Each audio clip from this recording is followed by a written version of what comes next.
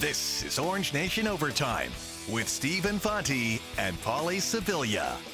Welcome into Orange Nation Overtime, everyone. Alongside Paulie Sibilia, I'm Steve Infanti. As we look back on what was a jam-packed weekend, right? Cuse basketball, men and women both picking up big wins in the NFL playoffs. We'll get to the NFL here in a little bit. Your team's got a big one tonight. The Steelers taking on the Texans. But we begin with SU men's basketball.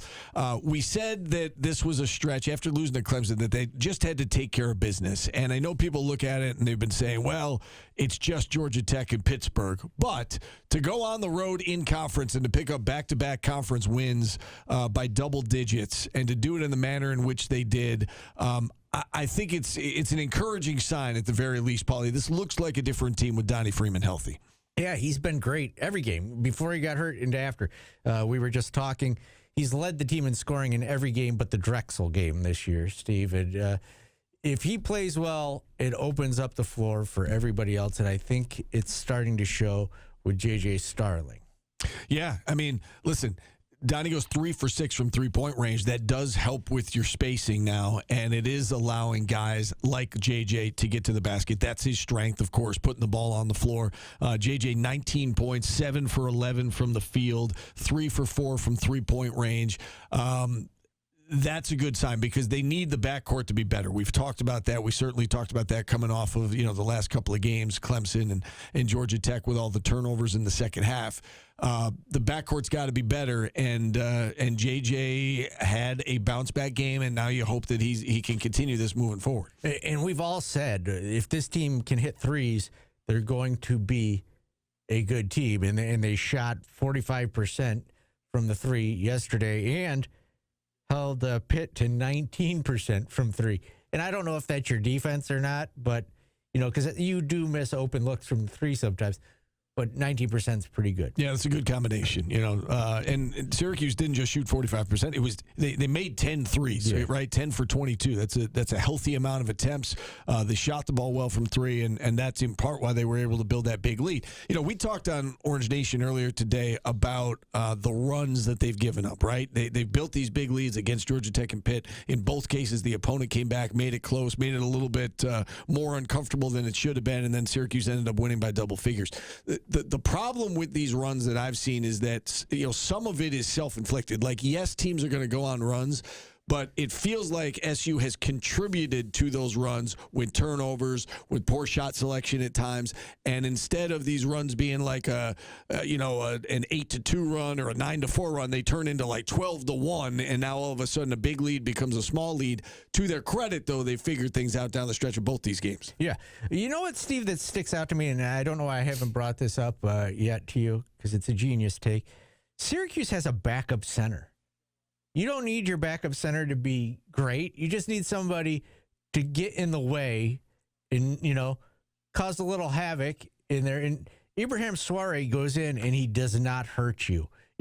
It's been a long time since you've had two options at the center there. You'd rather have William Kylan. He's better defensively. He's a freak with the dunk he had. But they've got a backup center that can fill in. Yeah, they do. And I think you look at all 8 guys who played in this game, or they went 9 guys. I forgot about Tyler Betsy and the contributions he made, and Betsy was great in the first half.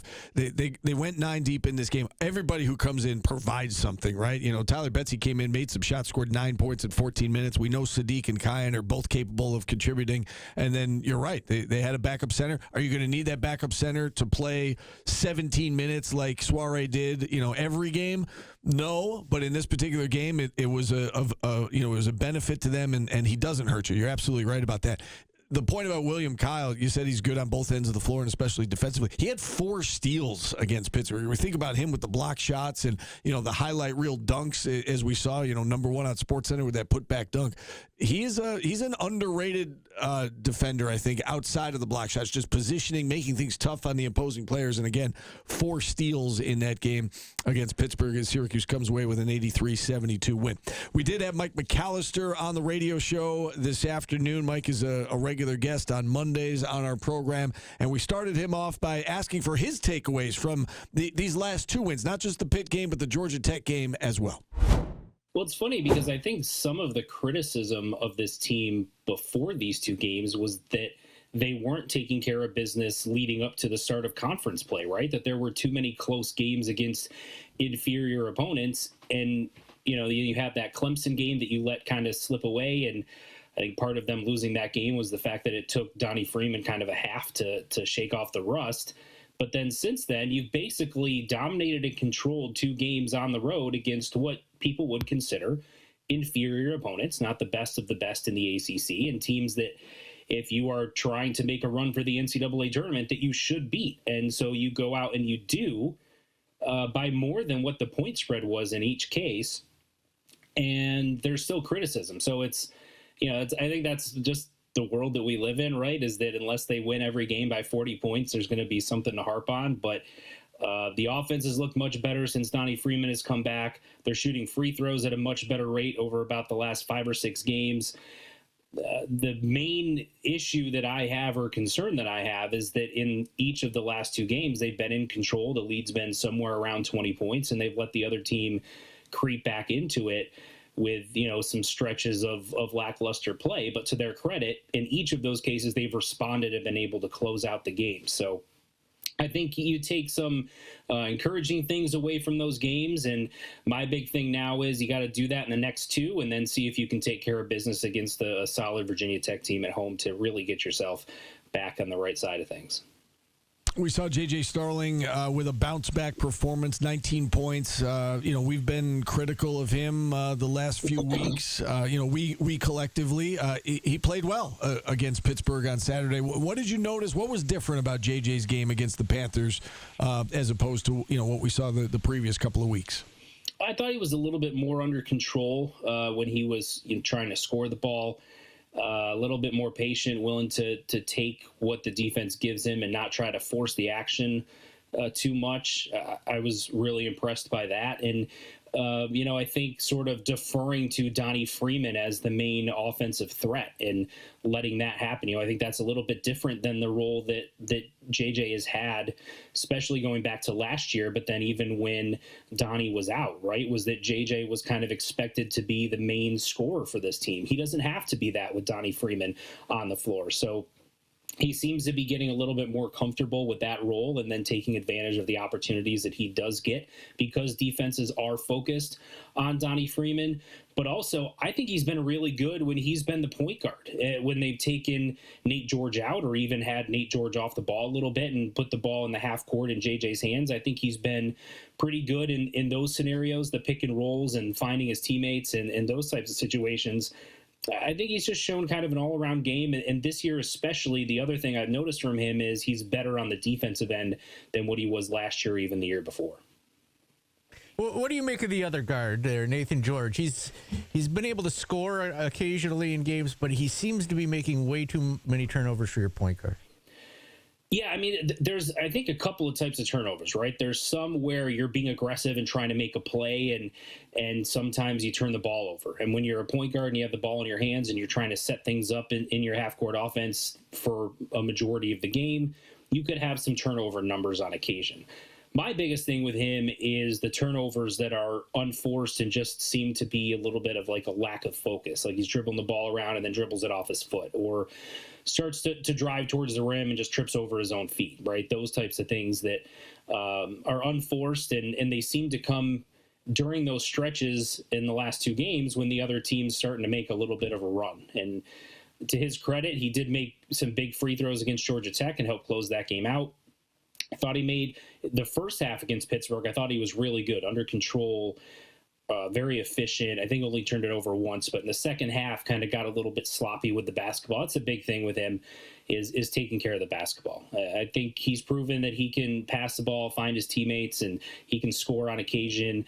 But if your point guard isn't taking care of the basketball, eventually that's going to come back to bite you. That's certainly an area of focus he needs to make moving forward as they start to ramp up the level of competition.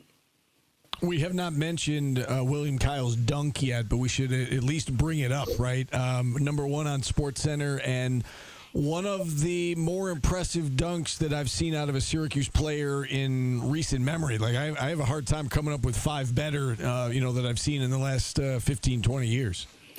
Yeah, that was a question a fan posed to, I think he tagged myself and Mike Waters and Brent Axe and a couple other media members, as far as a ferocious dunk that you can remember in somewhat recent memory. And I think Mike Waters threw out Jeremy Grant. Another fan threw out CJ Fair. I tried to throw Geno Thorpe into the mix, but that didn't seem to go over very well. But, you know, it just kind of tells you, like, when you start throwing out these names, the Jeremy Grants and the CJ Fairs, and someone said, you know, a throwback to Conrad McRae. When you start talking about those types of players and how ferocious they were with their dunks, it just tells you the company that William Kyle is in. That's going to be in the discussion for Dunks of the Year when you get to the end of the college basketball season. That was just an incredible play, and I probably watched it 30 or 40 times over the weekend. Yeah, it was awesome. You know, Johnny Flynn had that one against Rutgers. We all remember. You know, Hakeem had some unbelievable ones, including the Final Four. Yeah, go ahead, Paul. Hakeem's dunk at Notre Dame is probably the best dunk I've ever seen live. That one was crazy that we just saw. The Hakeem Warwick one just defied logic because he was standing still and it was ferocious. You know, there was no inertia. He was an amazing dunker, no doubt about it. But yeah, the big play, and again, that's part of what he provides, right? The athleticism, the excitement on both ends of the floor with his ability to get off the ground. You know, listen, it's just 2 wins with Donnie back, and I get the opponents.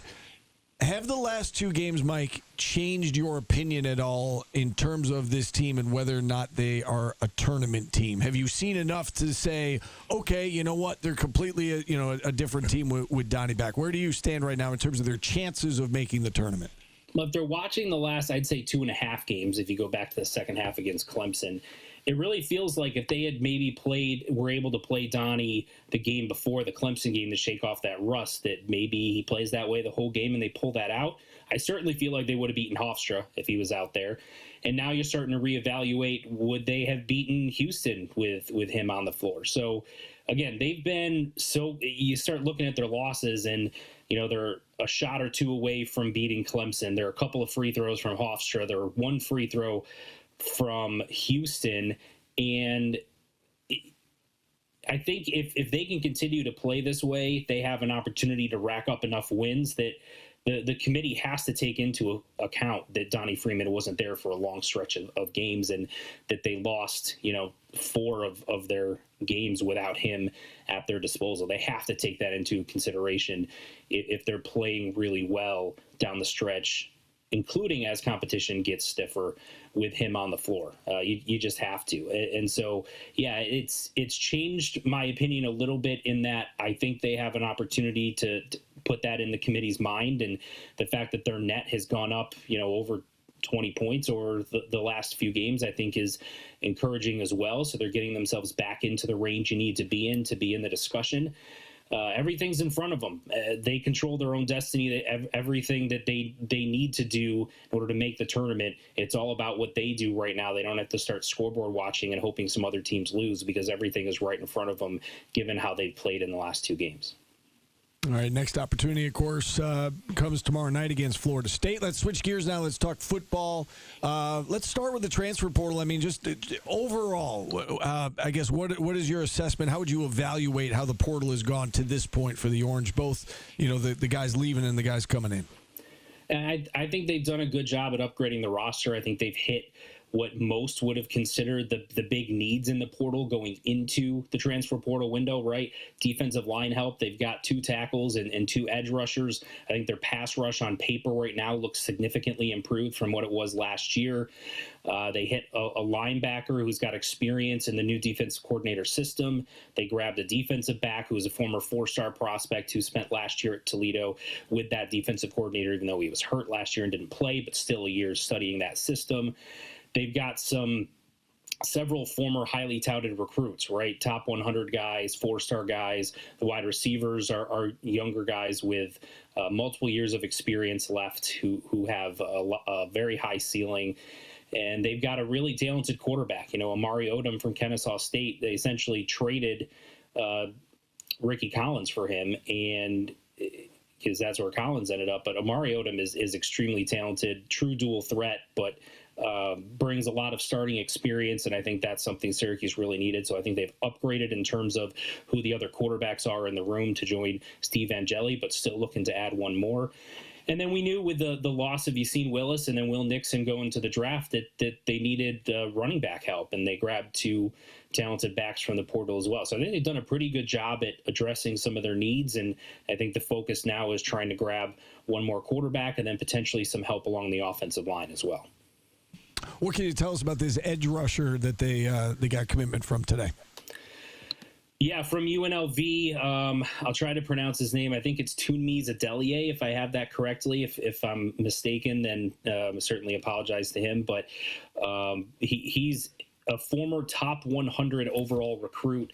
This will be his fifth school in 5 years, so he's certainly gotten around a little bit and transferred places. Never really saw the production that matched that level of highly touted recruit until this past year at UNLV, but was one of the best pass rushers in the Mountain West, and had 6 or 7 sacks this past season. A really good pass rushing grade from Pro Football Focus. And, you pair him with Keyshawn Johnson from UT Martin, who had 13.5 sacks at the FCS level this past season, was one of the best pass rushers at that level of first-team All-American. That is a significant upgrade to an area that was a major weakness last year. So you're hoping the combination of a new system with the influx of these guys who have been proven productive pass rushers, that won't be a weakness this upcoming season as it has been the last couple. What's the latest with Amari Hatcher, who apparently needs a waiver in order to compete next year? Do you think if he does get that waiver, do you think he could be a contributor next season? Yeah, I mean, I think it's possible. They, given what they lost at wide receiver, right? They lost most of their experience, and so the guys that had the most experience prior to the transfer portal window were the guys like the Darian Williams and Darius Johnsons, who played a little bit here and there, but certainly weren't playing tons of snaps and starting and all that. So a guy that started and played at this level for multiple years, I think, would be something that wide receiver room could use. And I know they like the Merriweather kid that they got from the junior college ranks, and they got a couple kids from the portal coming in. Obviously, they have the 5-star in Calvin Russell and the 4-star in Amari Goff coming in, but they're going to be true freshmen. So you just never know how they're going to respond to this level. So having a guy like Amari Hatcher, who, regardless of what he's able to contribute on the field, I think can help a lot of those guys off of it in terms of how to prepare and how to, balance your academic work versus, your athletic work and all of those types of things, getting used to Jeff Nixon's system and trying to catch him up to speed on that. I think he could be an invaluable asset, even if he isn't someone that sees the field a ton. So, I would think that Syracuse would hope that waiver gets granted and that he gives them an experienced body in that room. So Syracuse now 2-1 in conference play. Their net ranking has moved up to 67th from 90th. They were in the 90s there after the Clemson loss. That was the end of the world, as I was told. And we said patience. If they keep winning games, it's going to take care of itself. And for the moment anyway, starting to climb up to 67. Clemson now in that quad 1 category. Hofstra has a chance to become a quad 2 loss if Hofstra can kind of get its act together and continue to win games. And they've won a bunch of games in a row. So the resume not as bad as everybody would lead you to believe it is or was after that loss to Hofstra and Clemson. You know what else people will lead you to believe, Steve? We loved to talk about when Syracuse was last in the nation in shooting free throws. We'd love to say it. It was just great to talk about. They, even with only one block against Pittsburgh, are second in the nation in block shots behind Georgia. Yeah. It's pretty good. It's been good. And the free throw shooting that you brought up, the free throw shooting has been a lot better of late. Last 5 or 6 games, they're shooting like 75% during the stretch. They were 83% from the line against Pittsburgh, 15 for 18. And again, some of that is the right guys are getting to the line. Donnie was 3 for 3. Nathan George has been very good from the free throw line. He certainly was against Georgia Tech. Went 3 for 4 against Pittsburgh. So that is a good sign. I think that this team looks different with Donnie out there, obviously. And I think, we were all wondering how different would it look. And it's looked significantly different with him on the floor. Now, some of it is the opponent, perhaps. Georgia Tech and Pittsburgh. Can they continue this now moving forward against Florida State and BC and beyond? That remains to be seen. But the next opportunity for this team to play is tomorrow night against Florida State inside the Dome. They got to keep stacking wins through this month of January to set the stage for what could be a very important, what will be a very important month of February. We should point out the women's team, Paulie, came up with a huge win over the weekend, beating Virginia yesterday. First quad one win for them, 79-60. They were down 6.5 and then just dominated the second half. Layla Filia, 38 points. That's a career high for her. Sophie Burrows, 7 for 8 from three-point range. Two players in particular doing most of the damage, but a huge win coming off of the team's worst performance of the season to bounce back with their best performance of the season. That is a very encouraging sign for the ladies. Yeah, let's hope we have 2 teams going to the tournament this year, Steve. That would be nice. It would be great for the women. And, they also have to win games in conference. It's a very similar situation for both teams. Yes. All right, on to the NFL now. And speaking of stacking wins in January, it's what you got to do to win the Super Bowl. That's right. For both of our teams, they got to win 4 straight. And the Bills, we'll start with the Bills and the Jags yesterday. You and I were in disagreement about how the Bills handled the last couple of minutes from a clock management standpoint. So for those of you who didn't see the game, Bills are down by 4. After Jacksonville took a late lead, Bills drive the length of the field. They get it down to the 1-yard line with about a minute to go, just over a minute to go. Jags had to use their last timeout. They wanted to save some time to go down and try and tie the game. And coming out of the timeouts, 1st and goal from the 1, really inside the 1. I said that Bills should have taken a knee and run some clock there and, maybe get it down to like 25, 30 seconds, use a timeout, and then you've got 3 cracks from essentially the 1-yard line to win the game. The way that they played it was they decided to try and score. Jacksonville allowed them to score, and the coaches and players both admitted to that after the game. When they called their last time out, they said, let the Bills score so it gives us some time to go down and try to tie the game. Bills went up by 3. It worked out for them. Trevor Lawrence threw an interception.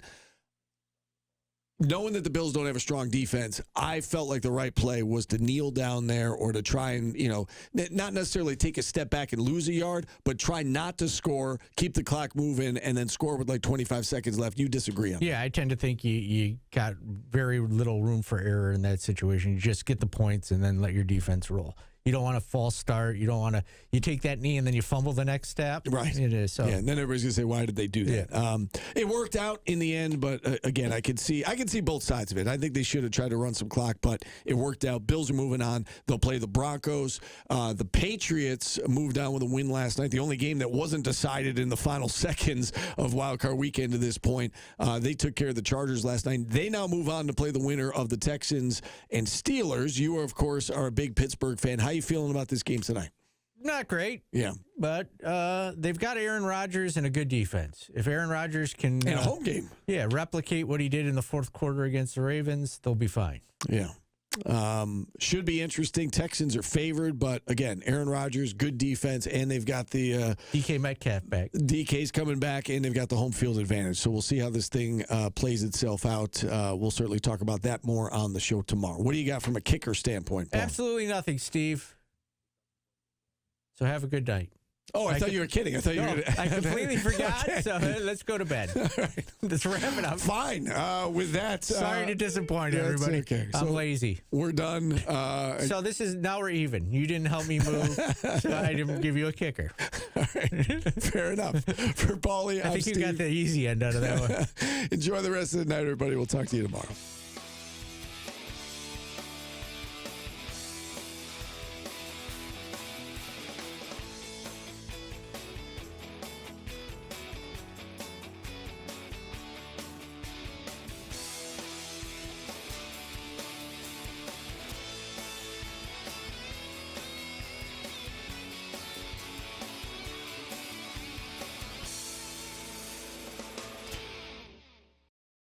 Download the WSYR Plus app on your TV to stream News Channel 9 for free. Just go to your smart TV, search WSYR Plus in the App Store, and download to start streaming today.